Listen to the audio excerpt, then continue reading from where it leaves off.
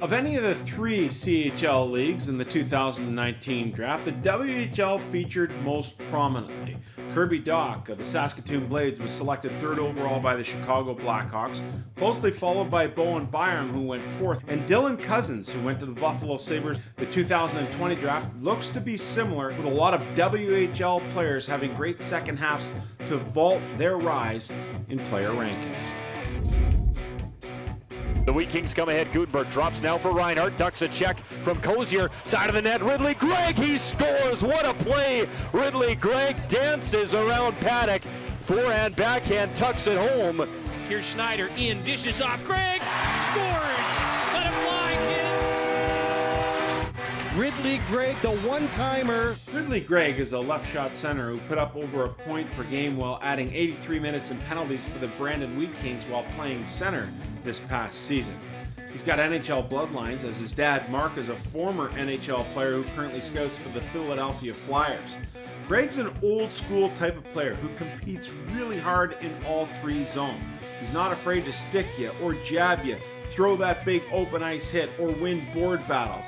This is the type of player who that when you look at the way the playoffs are being played, you'd want to have him on your team. The thing about Ridley Gregg I think is really underrated is the skill set. His ability to score goals, make plays with good vision, he's good below the dots, and I think that combination of high-end skill along with the brawn is something that'll be really attractive to NHL scouts during this draft. Penalty coming up. Chipped across. Here comes Braden Schneider, and he scores. 80 seconds of power play time. Gregg in, shoots, blocker save, rebound, they score! Braden Schneider! Braden Schneider is an old school physical right-handed D who skates extremely well. The Brandon Wheat Kings player has been ranked about the middle of the first round all season long, and that doesn't seem to change here as we move towards October 6th. His calling card is the fact that he's a good stay-at-home defenseman and has the awareness to know that that's what he's going to be at the next level. When it comes to playing against Schneider, he's really difficult to play against, be it in the corner because of his strength, because of his size. If you try and dump the puck in on him, he has no problem getting back there with good feet, processes the game by making a good first pass, and understands that while at the junior level, he is a guy that's going to be successful in the power play and produce a certain level of points.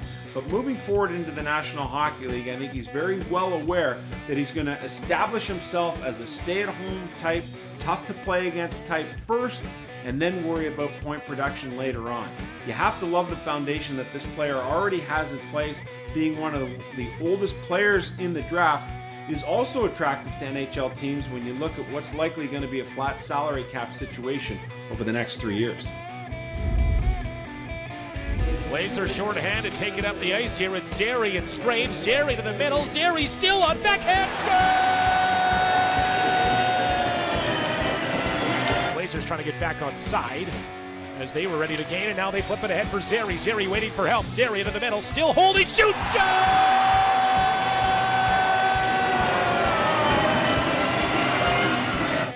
Zary of the Kamloops Blazers is one of the most well-rounded centers available in this draft class.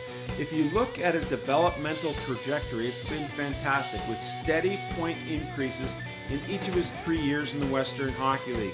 When you talk to people around the Blazers, they talk about his compete level, the fact that he likes to be in the moment, the fact that he's really good when the pressure's on, when the spotlight's on. Zary for me is a player who competes well in all three zones, really smart offensively, will win face-offs for you, can play in any situation, be it the power play, the penalty kill, protecting the lead, or trying to score that tying goal late in the game. I like the fact that because he's such a well-rounded player, when there was an injury concern at Canada's World Junior Camp, Zary was the first player they called, which is a real feather in his cap.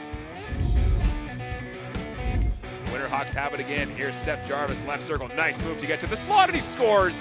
What a move and what a shot from Seth Jarvis. In the Seattle zone, picked up by Jarvis, looking to go to the net. He toe drags, is ready to go, and he snipes. Wow. And just like that, Portland's now up by a pair. Other than Jack Quinn of the Ottawa 67s in the Ontario Hockey League, no player received greater praise in the second half of the season, nor a greater rise in the rankings, than Seth Jarvis of the Portland Winterhawks. A right shot center had an absolutely brilliant second half, where he put up 63 points over his final 26 games, including 20 goals. When it comes to Jarvis, the strength of his game are his creativity, his skating, his playmaking. The one thing that scouts really like about this player is that they feel he drives the play. It's always so important to have that play driver in the middle of the ice because he has the ability to make those around him better. I like the in-tight game, I like the hands, there's really good moves there. Excellent finish to his game. There's a lot to like about what Seth Jarvis brings to the table, especially with offense. Near side Weisblatt. Weisblatt across. Gooly steps in, shoots, scores! Hayden Gooly! Power play goal! Hayes across the line finds Gooly. Herman working his way to the bench. Gooly shoots, he scores! Hayden Gooly picks a corner, short side. At 6'3", about 190 pounds, left shot D Hayden Gooly of the Prince Albert Raiders is suspected to be the first player off the board from the WHL when it comes to October 6th and the 2020 NHL Draft.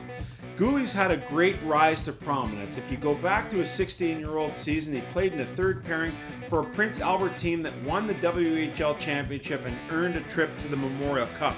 That experience served him so well as he got to play behind some veterans who really knew how to play the defensive side of the game.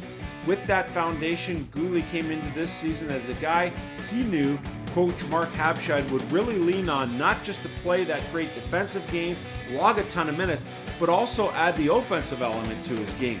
Gooly, being as smart a player he is, as good a skater as he is, was able to do that. But there is no question that his calling card will be the type of defenseman who's a stay-at-home guy, difficult to play against, gets up in your face in the neutral zone to break up plays, and essentially be that defensive guy with the hopes of adding some offense down the road.